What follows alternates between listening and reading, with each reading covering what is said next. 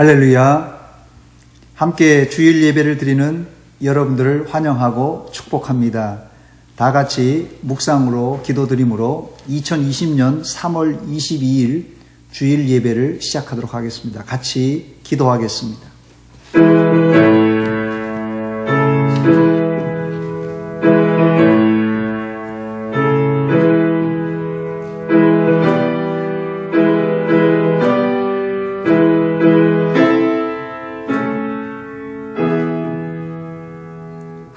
하나님이여, 내 마음이 확정되었고 내 마음이 확정되었사오니 내가 노래하고 내가 찬송하리이다. 아멘. 하나님 우리 아버지, 은혜와 사랑 감사드립니다. 코로나19 바이러스 가운데서도 우리를 지켜주시고 오늘 거룩한 예배에 참석하게 하신 것 감사드립니다. 마음과 뜻과 정성을 모아 영과 진리로 드리는 예배를 통하여 하나님 영광받아 주시옵소서. 우리에게는 큰 은혜와 위로의 시간 되게 하여 주시옵소서. 예수님의 이름으로 기도하옵나이다. 아멘. 찬송가 1장 같이 부르겠습니다.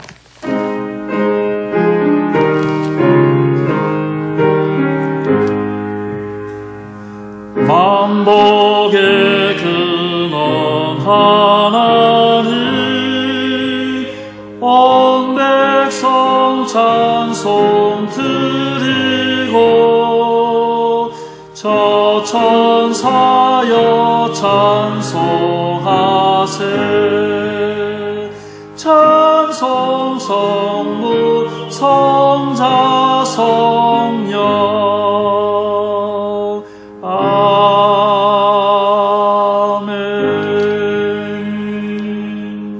성시교도 교독문제 10번 시편제 16편을 같이 교독합니다. 교독문제 10번 시편제 16편입니다. 하나님이여 나를 지켜주소서. 내가 주께 피하나이다. 내가 여호와께 아뢰되 주는 나의 주님이시오니 주밖에는 나의 힘이 없다 하였나이다. 땅에 있는 성도들은 존귀한 자들이니 나의 모든 즐거움이 그들에게 있도다. 하는 신에게 예물을 드리는 자는 괴로움이 더할 것이다. 나는 그들이 드리는 피의 전제를 드리지 아니하며 내 입술로 그 이름도 부르지 아니하리로다. 여호와는 나의 산업과 나의 잔의 소득이시니 나의 분깃을 지키나이다. 내게 줄로 지어준 구역은 아름다운 곳에 있으며 나의 격이 실로 아름답도다. 나를 훈계하신 여호와를 송축할지라. 밤마다 내 안심이 나를 교훈하도다. 내가 여호와를 항상 내 앞에 모시며 그가 나의 오른쪽에 계심으로 내가 흔들리지 아니하리로다. 아멘. 전능하사 천지를 만드신 하나님 아버지를 내가 믿사오며 그 외아들 우리 주 예수 그리스도를 믿사오니 이는 성령으로 잉태하사 동정녀 마리아에게 나시고 본디오 빌라도에게 고난을 받으사 십자가에 못 박혀 죽으시고 장사한 지 사흘 만에 죽은 자 가운데서 다시 살아하시며 하늘에 오르사 전능하신 하나님 우편에 앉아 계시다가 저리로서 산자와 죽은 자를 심판하러 오시리라. 성령을 믿사오며 거룩한 공회와 성도가 서로 교통하는 것과 죄를 사하여 주시는 것과 몸이 다시 사는 것과 영원히 사는 것을 믿사옵나이다. 아멘. 찬송가 373장을 부르시겠습니다.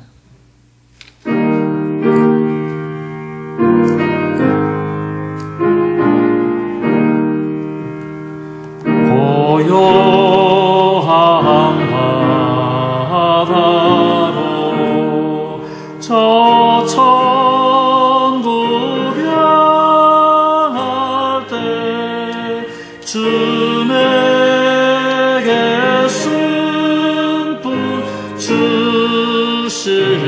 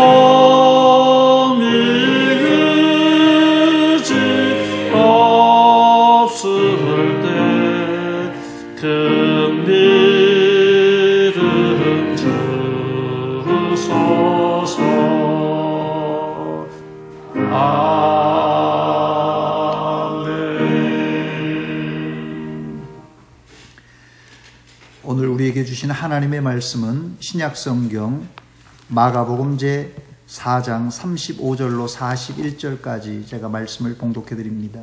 마가복음 제 4장 35절로 41절까지 말씀을 제가 봉독해 드립니다.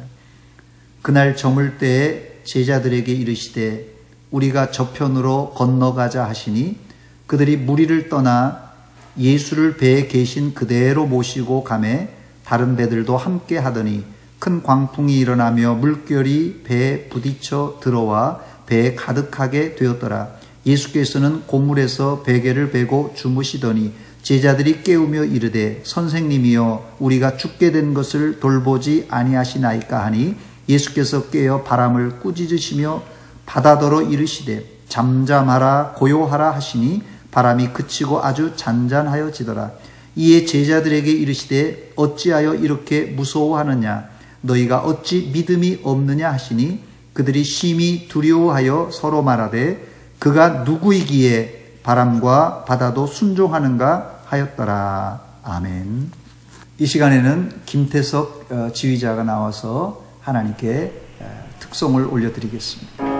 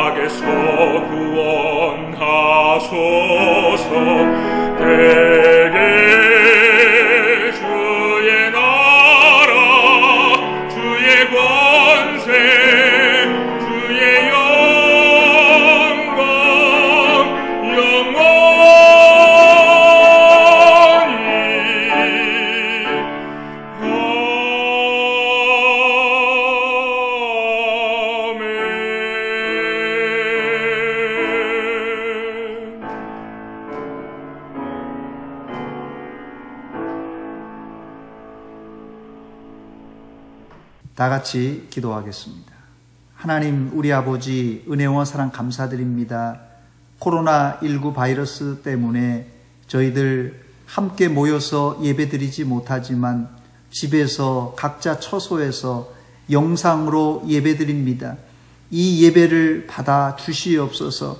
하나님 아버지 우리 마음속에 염려 걱정 불안이 있습니다. 이 시간 모든 염려 걱정을 주님께 맡기며 예배드리오니 예배드릴 때 성령께서 충만하게 임하여 주시고 우리 마음을 주장하여 주시옵소서. 말씀 듣기를 원합니다. 우리의 영안을 열어주시사 진리의 말씀 생명의 말씀을 듣고 깨닫는 시간 되게 하여 주시옵소서. 감사드리오며 예수님의 이름으로 기도하옵나이다. 아멘. 할렐루야. 코로나19 바이러스 사태 가운데서도 예배를 사모하는 여러분들을 사랑하고 축복합니다. 시편 42편을 쓴 시인은 무슨 이유인지는 모르지만 하나님의 성전에 올라가 성의를 지키지 못하여서 이렇게 하나님께 기도합니다. 시편 42편 1절입니다. 하나님이여 사슴이 시냇물을 찾기에 갈급함같이 내 영혼이 주를 찾기에 갈급하니이다. 아마도 코로나19 바이러스 때문에 예배당에 나와 예배드리지 못하는 여러분들의 심정이 아닐까 생각됩니다. 그러나 여러분, 시인은 결코 거기서 주저앉지 않았습니다. 시편 42편 5절 말씀에 보니까 내 영혼아 네가 어찌하여 낙심하며 어찌하여 내 속에서 불안해하는가. 너는 하나님께 소망을 두라. 그가 나타나 도우심으로 말미암아 내가 여전히 찬송하리로다 하면서 이 위기를 당당하게 극복했습니다. 코로나19 가운데서도 여러분들은 하나님께만 소망을 두고 여전히 하나님만 찬송하시기를 축원합니다. 오늘 본문은 예수님께서 갈릴리 가버나움에서 사역을 마치시고는 건너편 거라사인 땅으로 건너갈 때 일어난 사건입니다. 본문 앞부분에 예수님께서 갈릴리 바닷가에서 천국 복음을 전하시는 내용이 기록되어 있는데 그 유명한 씨 뿌리는 비유가 여기에 기록되어 있습니다. 마가복음 4장 33절 34절입니다.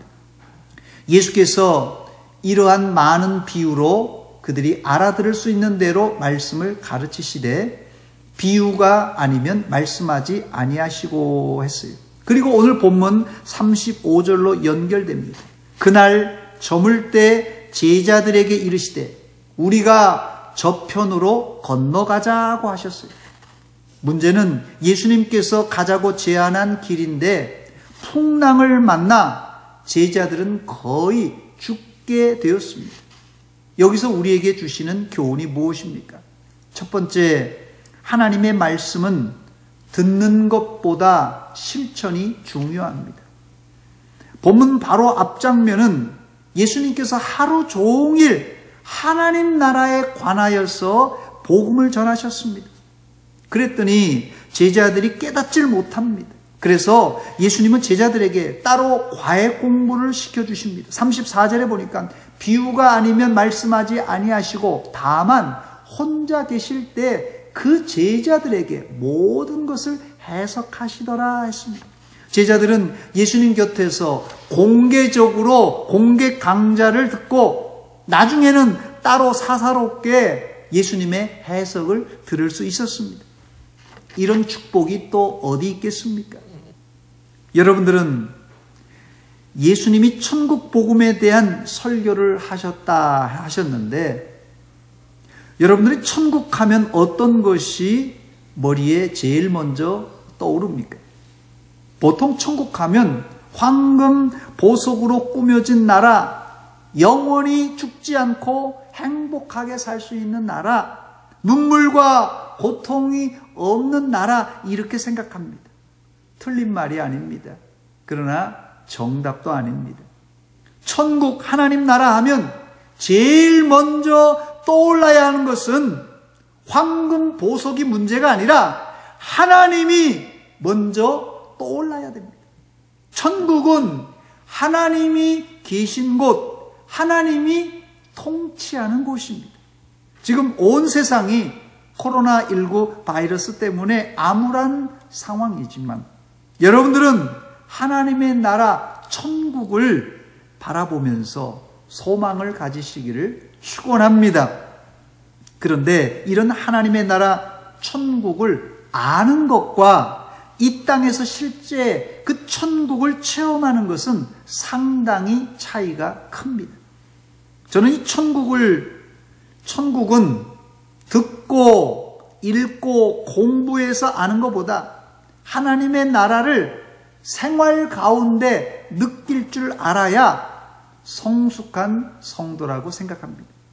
오늘 본문에서 저의 관심은 이때가 예수님의 공생의 중간 부분인데 최소 1년에서 1년 6개월을 예수님과 함께 제자들이 다녔어요. 함께 다녔던 제자들이 어떻게 이 난관, 광풍을 대처했는가, 여기에 저의 관심이 있습니다. 이번 기회에 여러분들도 코로나19라는 광풍을 만났는데 하나님의 말씀을 아는 것과 그 말씀을 실천하는 것이 일치되는 신행일치의 삶을 사시기를 주의 이름으로 축원합니다. 두 번째, 이 제자들은 큰 광풍을 만나면서 아는 것과 실천의 괴리, 즉 불신앙이 드러났습니다. 본문은 이 갈릴리 가버나움에서 배를 타고 건너편 거라사 지역으로 가는 도중에 일어난 일입니다.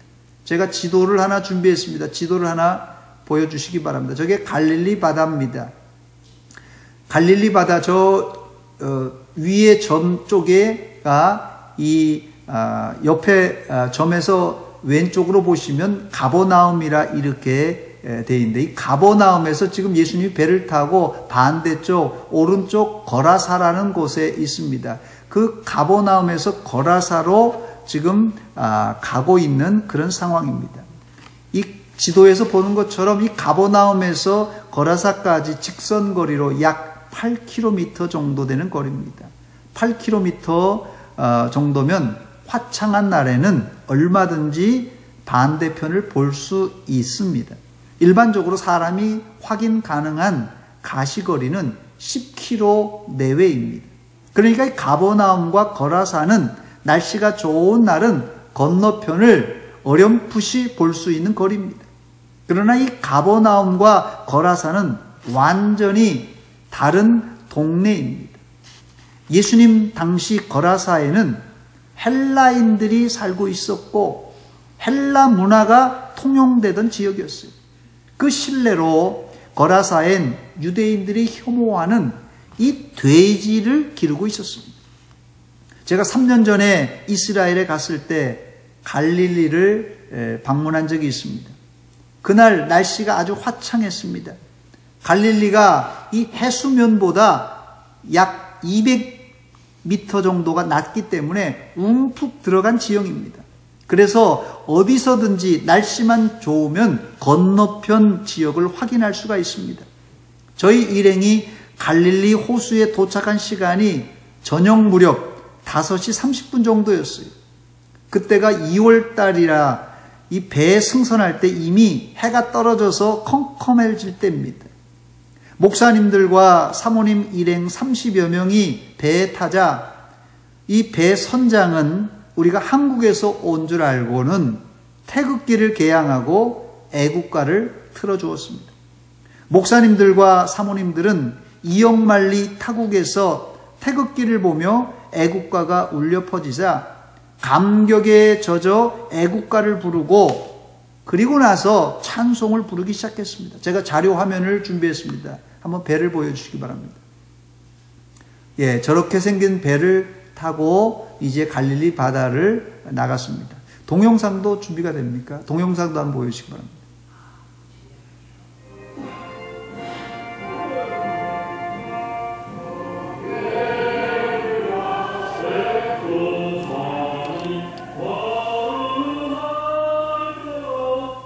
예, 갈릴리 바다에서 애국가가 들려질 줄은 꿈에도 생각하지 못했는데 감동이었습니다. 그래서 애국가를 마치고 나서는 목사님들과 사모님들이 찬송을 부르기 시작했습니다. 한참 찬송을 하고 이제 돌아오려고 하는데 이미 주변은 칠흑 같은 어둠이었습니다. 그런데 갑자기 돌풍이 불어와서 배를 흔들기 시작했습니다. 저는 그때 오늘 본문을 떠오르면서 갈릴리 바다가 30분 전 이 배를 탈 때까지는 고요하다가 밤이 깊어지면서 갑자기 돌변한다는 사실을 비로소 깨닫게 되었습니다. 물론 배는 무사히 항구에 도착했지만 그때 저는 사무실에서 편안한 마음으로 이 본문을 읽을 때와 실제 갈릴리 바다에서 배를 타고 풍랑을 만나본 이후에 이 본문을 읽을 때는 정말 달랐습니다. 더욱 생생하게 예수님과 제자들이 만났던 광풍 사건을 이해할 수가 있었습니다. 지난주도 말씀드렸습니다마는 사람은 평범할 때는 그 신앙의 깊이를 알 수 없지만 풍랑을 만날 때 비로소 믿음이 있는지 없는지 확인할 수가 있습니다. 아니나 다를까 제자들은 큰 광풍 가운데 그들의 믿음 없음이 역력히 드러나고 말았습니다. 본문 35절로 38절입니다. 그날 저물 때 제자들에게 이르시되 우리가 저편으로 건너가자 하시니 그들이 무리를 떠나 예수를 배에 계신 그대로 모시고 가매 다른 배들도 함께 하더니 큰 광풍이 일어나며 물결이 배에 부딪혀 들어와 배에 가득하게 되었더라. 예수께서는 고물에서 베개를 베고 주무시더니 제자들이 깨우며 이르되 선생님이여 우리가 죽게 된 것을 돌보지 아니하시나이까. 사실 예수님의 제자들은 대부분 갈릴리 바다에서 잔뼈가 구른 이 어부 출신입니다. 한마디로 배 전문가들입니다. 그런데 제자들도 이런 광풍은 일생일대에 한 번도 만나보지 못한 엄청난 광풍이었습니다. 결국 뱃사람 출신 제자들도 큰 광풍 앞에서 두려워 떨면서 예수님을 깨웠습니다. 선생님, 우리가 죽게 된 것을 돌아보지 아니하고 왜 잠만 주무십니까? 아주 불만투성의 말투입니다. 누가복음 8장 24절에는 제자들이 나와 깨워 이르되 주여 주여 우리가 죽겠나이다. 아마 소리치며 크게 외쳤을 것입니다. 주여 주여 우리가 죽겠나이다. 본문 37절 한 절은 당시 이 급박했던 상황을 고스란히 느낄 수가 있습니다. 큰 광풍이 일어나며 물결이 배에 부딪혀 들어와 배에 가득하게 되었더라 그랬어요. 갈릴리에서 배를 타다 보면 큰 광풍을 만나서 큰 광풍을 만날 수가 있죠. 또 광풍이 일어나서 물결이 배에 부딪힐 수가 있죠. 어부라면 광풍이야 한두 번쯤 만나보았을 것입니다. 그러니 할 수 있어요. 그런데 그 물결이 배 안으로 들어와 배에 가득하게 된 것은 다른 이야기입니다. 다른 말로 배가 침몰 직전이에요. 아마 웬만한 풍랑 같아서는 제자들이 곤히 주무시는 예수님을 깨울 필요가 없었을 것입니다. 자기들이 항해 전문가니까 간단히 해결할 수 있었을 것입니다. 그러나 큰 광풍은 그 정도의 상황이 아니라 죽음 일보 직전까지 제자들을 몰고 갔습니다. 아마 우리 교회 성도님들 가운데서도 이 연륜이 있는 분들은 코로나19 바이러스쯤이야 웬만한 풍랑 정도야 별것 아니라 생각할 것입니다. 나도 평생을 산전수전 겪으면서 이 정도 풍랑이야 별거 아니다 할 수 있습니다. 그러나 누구든지 이 암 선고를 받고 수술대 위에 올라갈 때는 생각이 달라지는 법입니다. 누구나 죽느냐 사느냐 하는 일생일대의 큰 광풍 가운데서는 긴장하고 다급해지는 법입니다. 바로 이때 우리 인생의 바닥에 있는 인격이 드러나고 신앙이 드러나게 되어 있습니다. 불행히도 제자들은 큰 광풍 가운데 믿음 없음이 역력히 드러나고 말았습니다. 여러분, 이 구정물을 양동이에 받아 놓으면 몇 시간만 지나도 맑은 물로 변합니다. 그러나 겉보기에는 맑게 보이지만 이 양동이 안은 여전히 각종 세균이 우글우글한 구정물입니다. 우리의 마음도 가라앉아 있을 때는 점잖게 보이지만 우리의 인생에 큰 광풍이 불고 우리의 감정의 뚜껑이 열릴 때 그때 비로소 우리 밑바닥에 가라앉아 있었던 찌꺼기들이 올라오기 시작합니다. 우리 마음 깊숙한 곳에 차곡차곡 쌓여있는 죄악의 찌꺼기가 우리 인생에 광풍이 불어올 때 거침없이 치고 올라옵니다. 그러므로 광풍이 불어올 때 우리는 비로소 사람의 속을 알 수가 있습니다. 속보이네 이런 얘기를 하지 않습니까? 그러나 믿음의 사람들은 속이 드러난다고 불안해할 필요가 없습니다. 우리 속에 믿음이 자리하고 있다면 우리는 흔들릴 때마다 그 믿음이 올라와서 큰 광풍도 그 믿음으로 해결할 줄 믿습니다. 최건능 목사님이라는 분이 계셨어요. 본명은 최봉석 목사님입니다.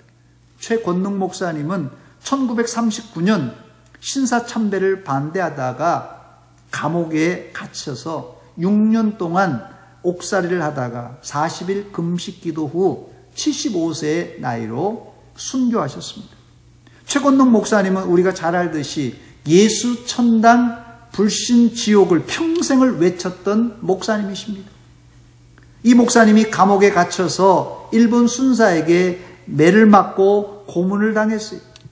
그런데 이 최건능 목사님이 매를 맞고 또 고문을 당할 때마다 목사님의 입에서 매를 때리면 예수, 매를 때리면 예수, 고문하면 예수, 예수를 연발했다고 합니다. 최건능 목사님의 마음속 깊숙한 곳에 예수가 가득 차 있었기 때문에 일본 순사들이 발로 차고 매로 때리면 때릴수록 예수가 흘러나올 수밖에 없었던 것입니다.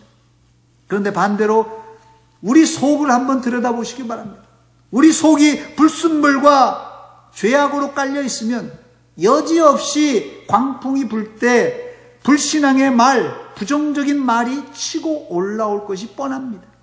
코로나19로 인해 암울한 상황이지만 여러분의 입에서는 예수, 감사, 찬송이 흘러나오시기를 주의 이름으로 축원합니다. 세 번째, 예수님은 주무시다가 일어나셔서 말씀으로 큰 풍랑을 잠잠하게 하셨습니다. 본문 39절입니다. 예수께서 깨어 바람을 꾸짖으시며 바다더러 이르시되 잠잠하라 고요하라 하시니 바람이 그치고 아주 잔잔하여지더라 했습니다. 여기서 우리는 예수님이 상상을 초월하는 방법으로 광풍을 잠재우는 것을 알 수 있는데 말씀으로 바다를 잠잠하게 만드셨습니다. 이 세상에 어느 능력자도 어떤 마술사도 이런 능력을 행할 장사가 없습니다. 한마디로 예수님은 인간이 흉내낼 수 없는 방법으로 큰 광풍을 잠재우셨습니다. 이 사건을 통하여 이 복음서를 쓴 마가는 예수님은 하나님의 아들일 수밖에 없음을 확실하게 독자들에게 알려주고 있습니다. 제가 오늘 설교 제목을 예수가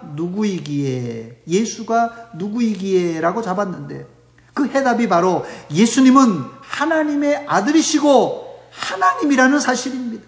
여러분들도 코로나19 사태를 통하여 하나님이 전능하신 신이심을 생생하게 체험하시기를 축원합니다. 바람을 꾸짖은 예수님은 그 다음으로 제자들을 꾸짖으셨어요. 본문 40절입니다. 이에 제자들에게 이르시되 어찌하여 이렇게 무서워하느냐? 너희가 어찌 믿음이 없느냐? 어찌하여 이렇게 무서워하느냐? 너희가 어찌 믿음이 없느냐? 이 말씀은 예수님이 갑자기 하신 말씀이 아니라 아주 작심하고 하신 말씀이에요. 내가 이제까지 너희를 가르치고 천국 복음을 전했는데 특별히 너희에게는 특별 과외까지 시켜주면서 가르쳐 주었는데 너희가 아직도 믿음이 없느냐? 너희가 아직도 내가 누구인지 알지 못하느냐? 하는 책망입니다. 이런 신앙의 책망은 제자들이 예수님의 말씀을 몰라서가 아니라 아는 말씀을 왜 실제 생활에 적용하지 못하느냐는 말씀이에요. 예수님께서 최후 심판 때에서 우리를 시험하실 때 야, 한번 너 십계명 외워봐라. 너 요한복음 3장 16절 한번 외워봐라. 이런 시험 안 치릅니다. 네가 알고 있는 성경 구절, 네가 읽은 성경 구절, 네가 설교 중에 들은 하나님의 말씀, 그 말씀을 내 삶의 실천에 옮겼느냐 안 옮겼느냐 바로 그걸 물어보십니다. 제자들은 하루 종일 아니 1년 이상을 예수님을 따라다니면서 예수님의 말씀 천국 복음을 들었지만 실제 삶에는 적용하지 못하는 믿음 없는 사람들이었습니다. 이런 상황을 야고보 기자는 행함이 없는 죽은 믿음이라고 질책했습니다. 믿음은 성경을 얼마나 많이 알고 있느냐의 문제가 아니라 한 가지라도 하나님의 말씀을 내 삶에 실천했느냐, 이게 문제입니다. 네 번째, 여러분들은 하나님의 말씀을 실제 삶 속에 어떻게 적용하고 있습니까? 어려울 것 같아서 제가 사지선다형 문제를 준비했습니다. 나는 하나님의 말씀을 실제 삶 속에 어떻게 적용하느냐. 1번, 액면 그대로 실천한다. 2번, 하나님의 말씀은 말씀이고 실제 생활은 내 가치관대로 산다. 3번, 하나님의 말씀을 상황에 따라 적용하기도 하고 적용 안 하기도 한다. 4번, 하나님의 말씀을 현대인들이 실천하기란 불가능하다. 1, 2, 3, 4번 중에 몇 번입니까, 여러분? 여러분, 천국 복음의 핵심은 하나님의 나라는 하나님이 계시고 하나님이 통치가 임하는 곳이 천국입니다. 이것을 우리 삶에 어떻게 적용할 수 있습니까? 제자들이 탔던 배에 풍랑을 만났습니다. 그러나 풍랑이는 바다였지만 배 안에 예수님이 주무시고 계셨습니다. 그렇다면 풍랑이 일 때 누가 이 배를 통치해야 되겠습니까? 당시 배는 선장이나 혹은 어부 출신이었던 제자들이 노와 키를 잡고 있었습니다. 여러분, 제자들의 문제가 뭔지 발견하셨습니까? 예수님이 타신 배엔 예수님이 계실 뿐 아니라 예수님이 선장이십니다. 예수님에게 키를 맡겨야 우리가 가야 할 목적지로 안전하게 갈 수 있습니다.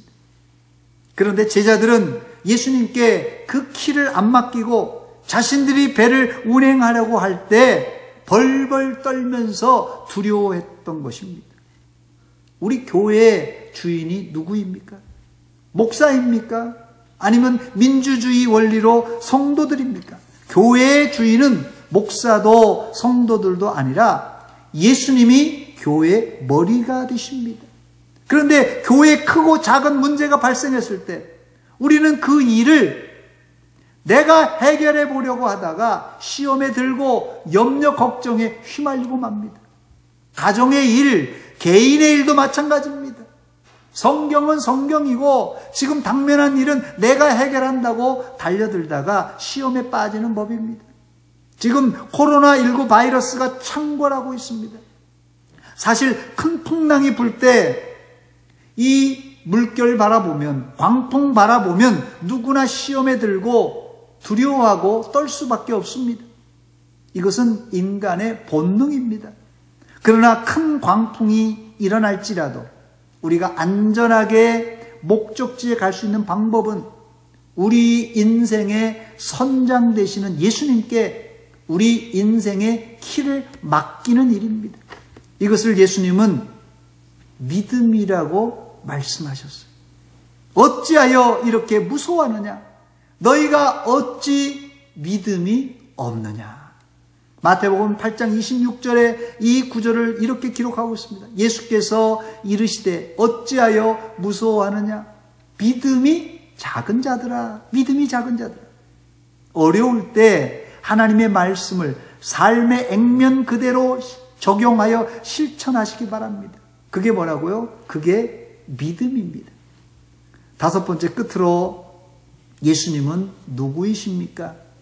예수님은 누구인가를 알아보고 말씀을 마치겠습니다. 예수님은 여러분들에게 누구이십니까?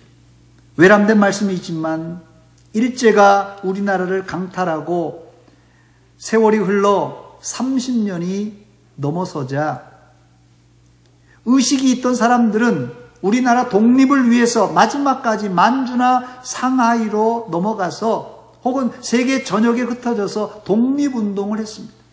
그러나 1940년대가 들어서면서 사회 전반적인 분위기는 이제는 더 이상 우리가 버틸 수 없고 우리는 꼼짝없이 일본의 속국이 되었구나 하는 이 부정적인 정서가 이 우리 대한민국 안에 가득했습니다.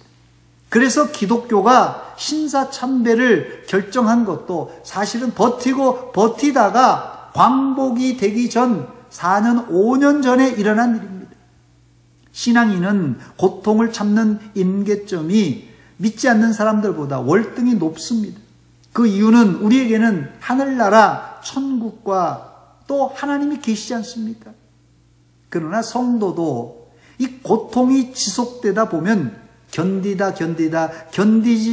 수 없는 임계점을 만나게 되는데, 이 임계점을 넘어서게 되면 두 가지로 일반적으로 나타납니다. 첫 번째는 끝까지 믿음으로 주님만 바라보는 사람이 생기고, 그게 아니라면 예수님을 부인하고 기독교를 배교하는 그런 사람도 생겨납니다.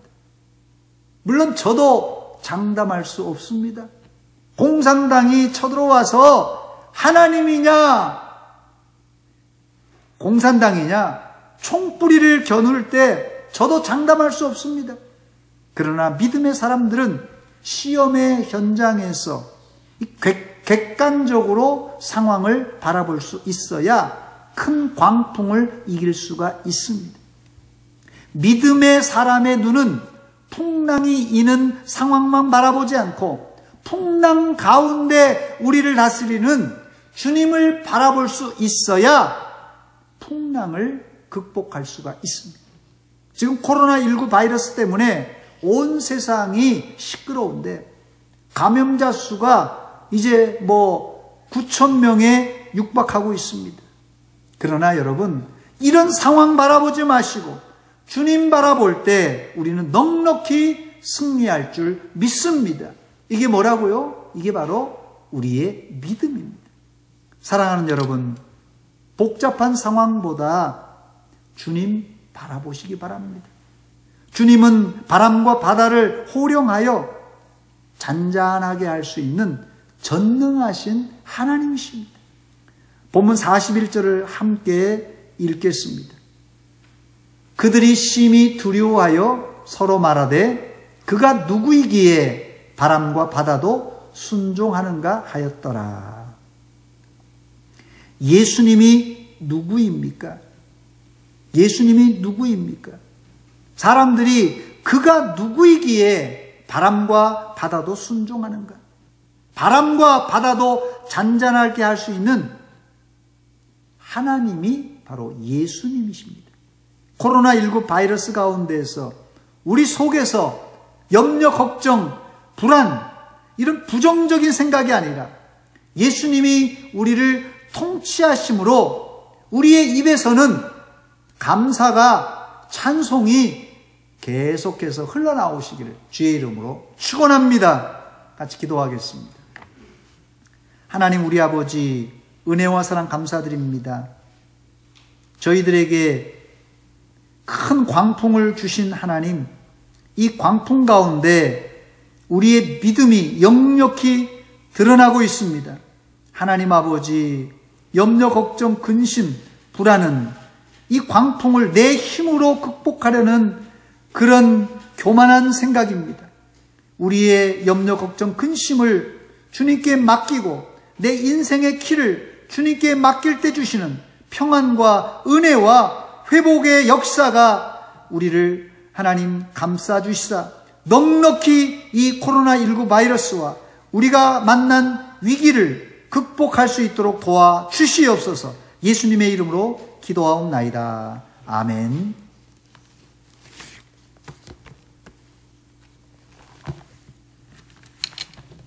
찬송가 96장 같이 찬송 부르겠습니다.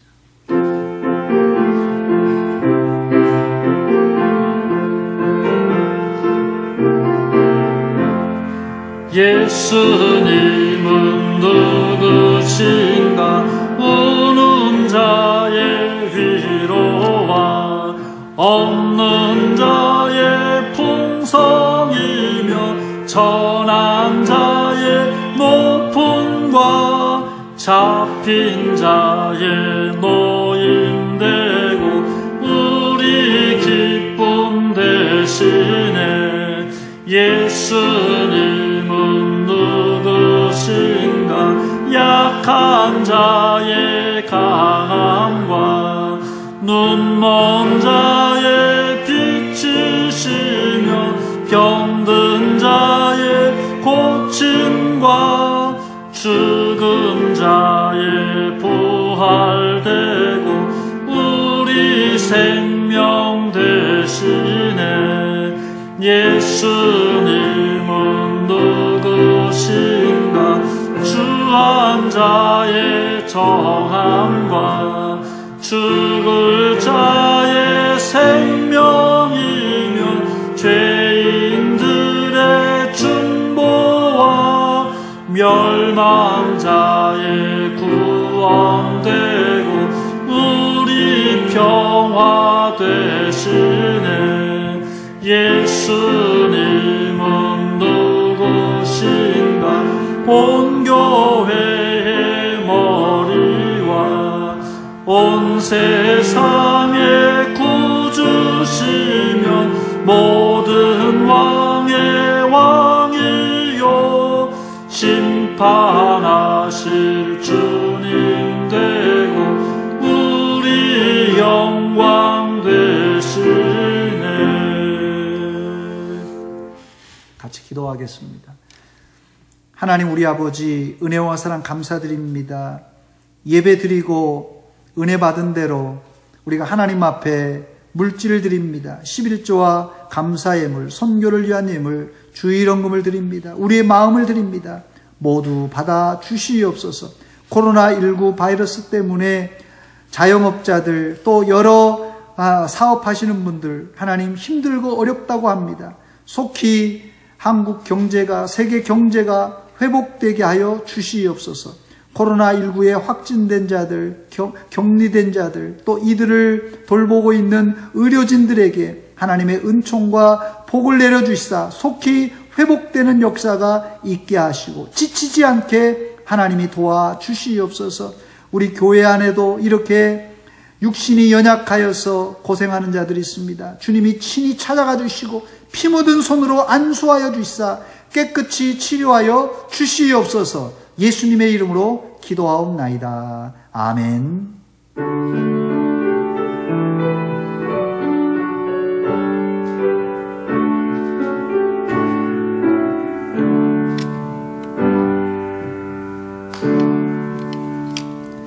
교회 앞에 몇 가지 알려드리겠습니다. 코로나19로 인해서 우리가 지금 예배를 드릴 수 없는 상황인데 여러분 각별히 여러분 개인 경건에 더욱 힘써 주시기 바랍니다. 또 코로나19 바이러스가 빨리 종식될 수 있도록 기도해 주시기 바랍니다. 지난주에 이어서 이번 주도 수요 예배는 유튜브를 통하여서 방송할 예정입니다. 수요일에 메시지를 저희가 보내드리겠습니다. 여러분 수요일 날에도 여러분 각자 처소에서 가정에서 예배 꼭 드려주시기 바랍니다. 학습 세례, 입교, 유아 세례 교육 중에 있는데요. 이번에는 학습을 3명의 우리 학생들이 받습니다. 그래서 3월 28일 토요일 날 3시에 문답식이 있고 그 다음 주 3월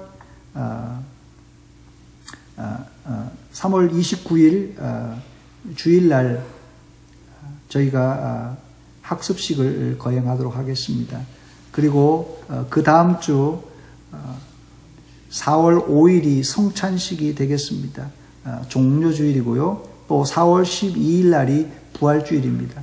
모든 행사가 주의 은혜 가운데 잘 진행될 수 있도록 여러분들이 기도해 주시고 협조해 주시기 바랍니다. 혹시라도 여러분 집에서 예배 드리며 헌금하실 분들, 혹시 궁금하실 분들은 저희가 신협 대전 서문교회 계좌를 열어놨습니다. 여러분들 일로 보내주시든지 아니면 교육자들에게 연락하시면 저희가 헌금할 수 있는 방법을 가르쳐 드리도록 하겠습니다. 또 하나 광고는 그동안 우리와 신앙생활했던 이종성 장로님 또 최미선 집사님이 개인 사정으로 사표를 내시고 다른 교회로 임명해 가셨습니다. 앞으로 시온 성가대 좋은 지휘자, 반주자가 오시도록 여러분들이 기도해 주시기 바랍니다. 소문 사명선언문 같이 낭독하고 예배를 마치도록 하겠습니다. 시작. 나는 구원받은 하나님의 자녀로서 말씀, 기도, 찬양으로 하나님을 열정적으로 사랑하고 선교, 긍휼, 봉사로 이웃을 뜨겁게 사랑하는 날마다 새로운 피조물이 되겠습니다. 아멘. 기도합니다. 이제는 우리 구주 예수 그리스도의 은혜와 하나님 우리 아버지의 극진하신 사랑과 성령 하나님의 교통하심이 오늘 하나님의 말씀을 듣고 우리가 말씀을 듣고 아는 것과 실천이 괴리가 일어나지 않고 신행일치의 신앙으로 위기를 극복하기를 소원하는 사랑하는 성도들 머리 위에와 저들의 가정 위에 이제로부터 영원토록 함께 있을지어다. 아멘.